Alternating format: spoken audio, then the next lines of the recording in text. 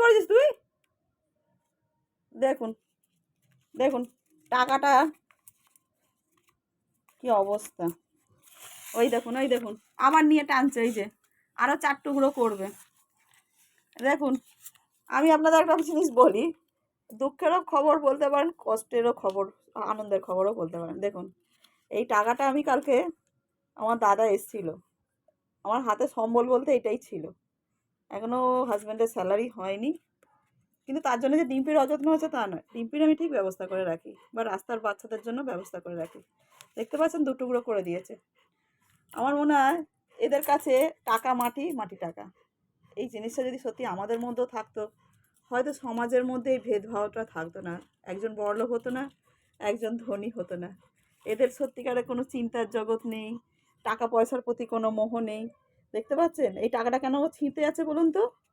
আসলে আমার দাদা কালকে বিরিয়ানি নিয়ে এসেছিল, সেই বিরিয়ানি গন্ধটা এতে রয়েছে।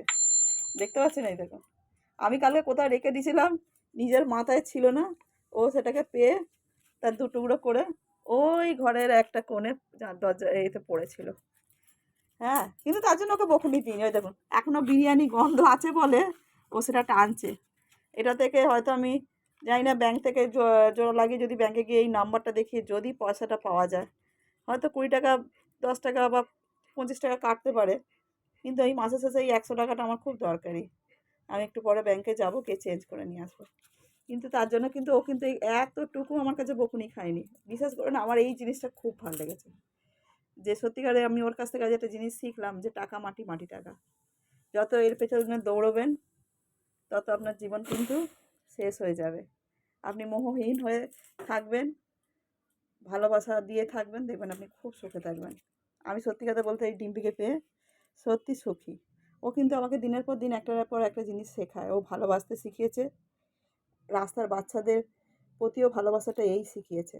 আমি ডিম্পিকে পেয়েই রাস্তার বাচ্চাদের, এটা বলবো না যে তার আগে ভালোবাসতাম না, কিন্তু এখন যে টাইমে খেতে দেওয়া, তাদের সেবা শুশ্রূষা করা, এগুলো কিন্তু আমি ডিম্পি মায়ের কাছ থেকেই শিখেছি। আজ ডিম্পির জন্যই আমি সমস্ত বাচ্চার অসুখের ব্যাপার জানতে পেরেছি।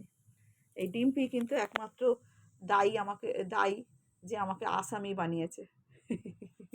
দেখছেন ওর নামে বলছি বলে পালিয়ে আছে। ও ভিডিও করা একদম পছন্দ করে না। ও বলতে চাইছে আমি সেলিব্রিটি হতে চাই না। আর ওই যে পেছনে দেখছেন কালি দাগটা, ওটা কিন্তু ভাববেন না যে ওটাকে চান করানো হয়নি। আমি তো কাঠের জালে রান্না করি।